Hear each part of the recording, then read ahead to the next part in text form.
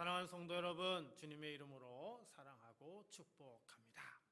요즘 뉴스를 보면 세상이 얼마나 불안정한지 실감하게 됩니다. 경제는 요동치고 사회는 분열되며 정치권은 혼란스럽습니다. 한국 사회만의 문제가 아닙니다. 전 세계가 지금 불안정하게 흔들리고 있습니다. 그래서 사람들은 입을 모아 말하죠.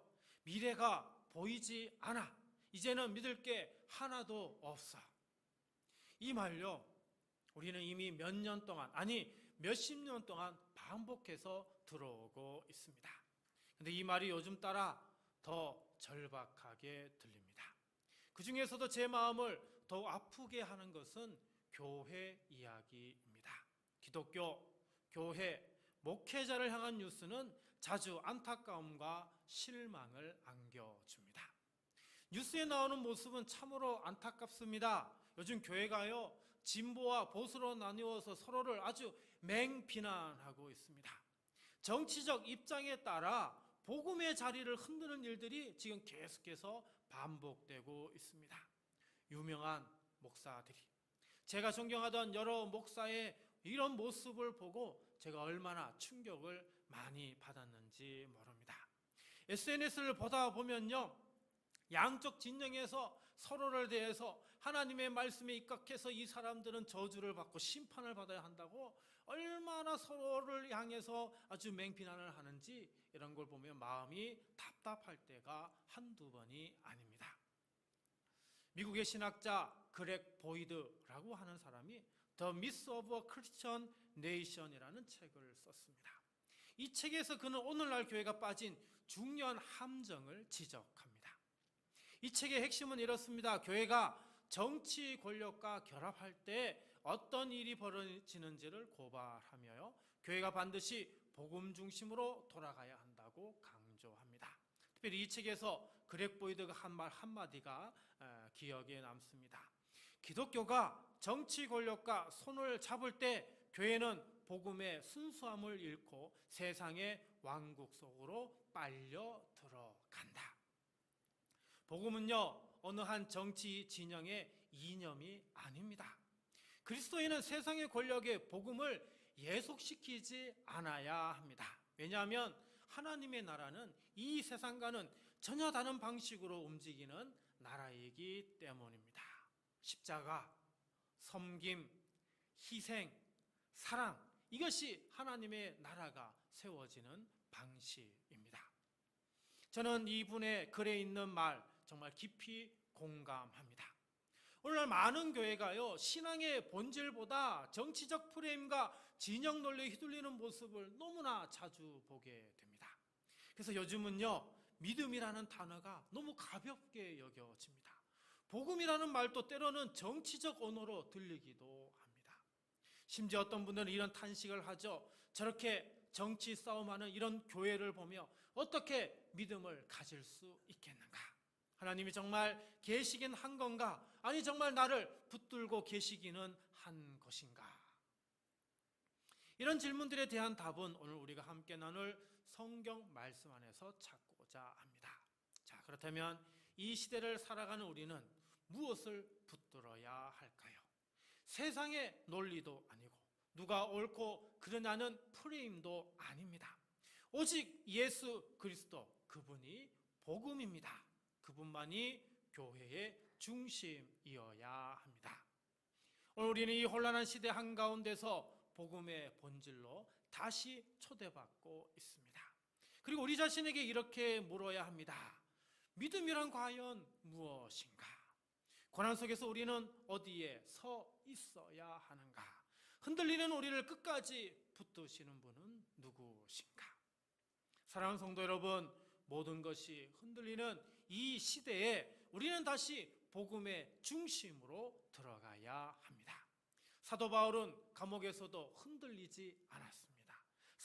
삶의 끝자락에서도 오히려 더 분명하게 복음을 증언했습니다.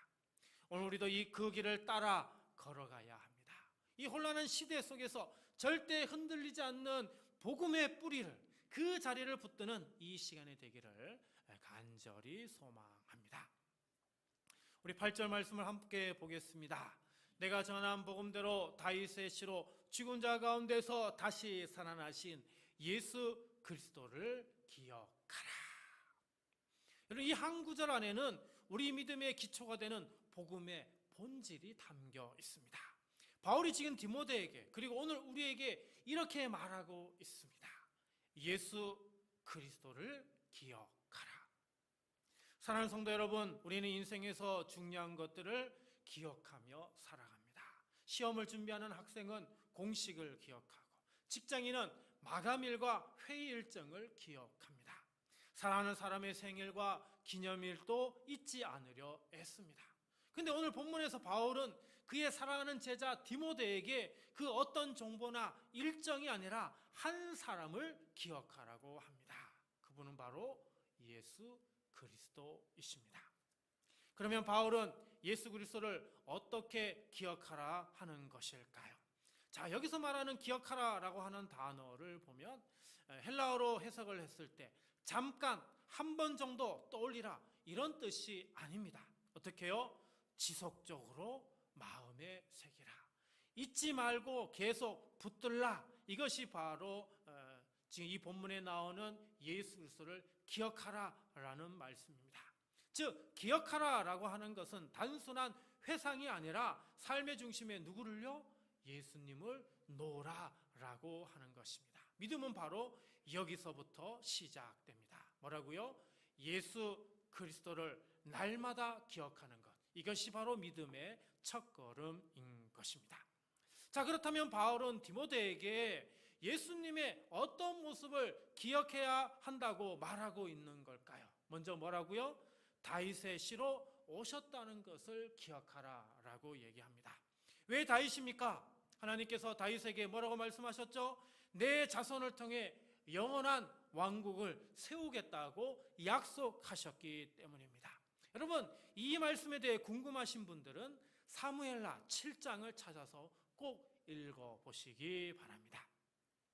예수님은 그 다윗의 후손으로 오셨고 그 언약의 성취대로 이 땅에 오신 메시아이십니다. 자, 또 바울이 디모데에게 예수님의 어떤 모습을 기억하라고 말하고 있습니까? 그것은 바로 죽은 자 가운데서 다시 살아나신 분이다라고 하는 이 사실을 기억하라라고 합니다. 이 부활은 단순한 역사적 사건이 아닙니다. 다시 살아나신이라고 하는 이 말, 헬라어로 번역을 했을 때 이 단어를 보면 완료 분사형으로 되어져 있습니다. 우리나라에는 없는 그런 문법인데요. 완료 분사는요, 과거의 어떤 영적 사건이나 깨달음 그리고 경험이 지금의 나의 삶의 태도나 행동으로 이어지는 흐름을 자연스럽게 표현할 때 사용되어지는 그런 문법입니다. 즉, 이 말씀은 한때 일어난 사건으로서 과거의 이야기가 아니라 지금도 살아계시고 지금도 영향을 미치는 부활이다라고 하는 것을 강조하는 그런 의미이죠. 예수님의 부활은 과거에만 머무는 사건이 아니라 오늘 우리의 삶에 능력으로 임하는 생명의 실제라는 겁니다. 오늘 세상에 많은 사람이 예수님을 그저 위대한 도덕 교사나 종교적 창시자 정도로 생각합니다. 그런데 바울은요, 예수님을 나의 복음이라고 이렇게 부릅니다. 복음은 그저 가르침이 아닙니다. 복음은 삶으로 체험된 진리이고 죽음 앞에서도 흔들리지 않는 구원의 확실입니다. 예수님은 단순히 좋은 말씀을 하신 분이 아닙니다. 메시아이신 예수님은 하나님의 약속을 이루기 위해 이 땅에 오셨고요, 십자가에 죽으셨고요, 무덤에서 다시 살아계신 우리 주 구세주가 되십니다. 우리 믿음의 기초는요, 감정이 아닙니다. 우리 믿음은요, 단순한 교리도 아닙니다. 역사 속에 실제로 오시고 죽으시고 부활하신 예수님, 바로 그분이 바로 우리 믿음의 기초인 것입니다. 여러분, 종교개혁자 마틴 루터 여러분 많이 들어보셨죠? 그가 이런 고백을 남겼습니다. 십자가 위에 달리신 예수 그리스도를 바라보는 순간 나는 모든 신학의 의미를 깨달았다. 신학을 공부한 사람으로서요, 이 표현은요 정말 아주 놀라운 고백이 아닐 수 없습니다. 신학을 공부하면요, 복잡한 교리, 수많은 질문들, 답을 할 수 없는 이런 문제들이 얼마나 많은지 모릅니다. 아마 마틴 루터도 마찬가지였을 겁니다. 그런데 이 사람이 뭐라고요? 예수님을 바라보는 그 순간 나는 모든 신학의 의미를 깨달았다라고 이렇게 고백합니다. 믿음의 출발은요, 언제나 여기서 시작됩니다. 뭐라고요? 예수님을 바라보는 것, 예수님을 기억하는 것. 이것이 바로 믿음의 출발점입니다. 사랑하는 성도 여러분, 여러분은 요즘 예수님을 얼마나 자주 떠올리십니까? 그분을 마지막으로 진심으로 기억한 순간은 언제입니까? 오늘 우리 삶이 얼마나 바쁜지 모릅니다. 정신없이 바쁘고 피곤하고 때로 지칩니다. 육체가 지치니요, 우리 마음도 흔들리고 맙니다. 그러다 보니 우리 신앙도 점점 희미해지고 가고 있죠. 그렇습니다. 예수님을 잊는 순간 우리의 신앙은요, 방향을 잃게 됩니다. 그러면 우리는 어떻게 됩니까? 그럴수록 우리는 해야 하는 것, 바로 예수님의 그 말씀을 붙들고 그리고 살아계신 예수 그리스도를 기억해야 합니다. 예수님을 기억하는 순간 모든 것은 다시 살아나고 회복됩니다. 믿음은 다시 우리에게 생명을 허락하여 줍니다. 기도할 때, 일할 때, 지칠 때, 힘들 때, 낙심할 때, 그때마다 우리는 조용히 이렇게 고백해야 합니다. 주님, 예수 그리스도를 기억합니다. 그 고백 속에 능력이 있습니다. 날마다 주님, 예수 그리스도를 기억합니다 고백하며 살아가시는 저와 우리 모두가 되시기를 주님의 이름으로 축복합니다. 자, 오늘 본문이 기록될 당시 사도 바울은요, 감옥에 갇혀 있었습니다.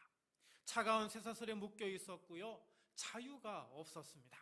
사람들이 보기에 실패한 인생처럼 보였을지도 모릅니다. 하지만 바울은요, 이렇게 고백을 합니다. 9절 말씀 볼까요? 복음으로 말미암아 내가 죄인과 같이 매이는 데까지 고난을 받았으나 하나님의 말씀은 매이지 아니하니라. 지금 바울이요, 놀라운 고백을 하고 있습니다. 매여 있다, 묶여 있다는 말이죠. 나는 묶여 있지만 복음은 묶이지 않는다라는 그런 고백을 하고 있는 거죠. 자, 여기서 말씀은 매이지 않는다, 이 표현 헬라어로 번역을 했을 때에 하나님의 말씀은 결코 묶이지 않는다, 결박될 수 없다, 이런 의미가 담겨져 있습니다. 복음은 감옥보다 크고 쇠사슬보다 강합니다. 복음은 인간의 통제를 받지 않는, 인간의 제약을 뛰어넘는 하나님의 생명력이 있는 말씀입니다. 바울은 비록 감옥에 갇혔지만 그가 기록한 편지들은 지금 우리가 손에 들고 있는 성경이 되었습니다. 바울의 고난은요, 복음을 멈추게 한 것이 아니라 오히려 복음을 더 멀리, 더 깊이 퍼뜨리는 복음의 통로가 되었습니다. 10절을 보십시오. 10절을 보십시오. 그러므로 내가 택함 받은 자들을 위하여 모든 것을 참음은 그들도 그리스도 예수 안에 있는 구원을 영원한 영광과 함께 받게 하려 함이라. 자, 여기서 주목할 단어는 참음이라고 하는 단어입니다. 참는다라고 하는 단어, 헬라 원어를 해석하면 단순히 참고 견딘다는 그런 의미가 아닙니다. 목적을 품고 견딘다, 사명을 가지고 버틴다, 이런 의미입니다. 그리스도인의 고난은요, 의미 없는 고생이 아니라는 거죠. 그것은 누군가를 살리기 위한 하나님의 도구가 된다는 겁니다. 예수님께서 십자가라는 고난을 통해 구원의 문을 여셨듯이 우리의 고난도 하나님의 손에 들릴 때에 누군가에게는 생명의 통로가 될 수 있다는 사실입니다. 영국의 위대한 설교자 찰스 스펄전, 지병으로 오랫동안 병상에 누워 있었습니다. 근데 그는 이런 말을 남겼습니다. 내 병상은 강단보다 더 많은 사람을 살렸다. 찰스 스펄전이 이제 지병으로 오랫동안 몸이 약해가지고 병상에 누워 있었지만 그는 병상에서 그냥 신세 한탄만을 했던 거 아닙니다. 그는 병상에서요, 편지를 썼고요, 그리고 자기에게 기도를 요청하는 많은 사람들을 위해서 기도했고요. 또 자기에게 찾아오는 사람들에게 하나님의 말씀을 전하기까지 했습니다. 그의 육체는 약해질 대로 약해졌지만 하나님의 말씀은 절대 약해지지 않았던 겁니다. 사랑하는 성도 여러분, 지금 여러분이 겪고 있는 고난은 어떤 것입니까? 오늘 우리가 겪는 고난은 참 다양합니다. 몸이 아픈 분도 있고요. 가정의 문제로 눈물 흘리는 분도 있고요. 직장에 관한 일로 인해서 어려움이 있는 그런 분도 있습니다. 그래서 청년은 미래가 불안하고, 학생은 학업에 지치고, 직장인은 스트레스에 눌려 있습니다. 우리는 자꾸 이 고난이 왜 왔을까를 묻습니다.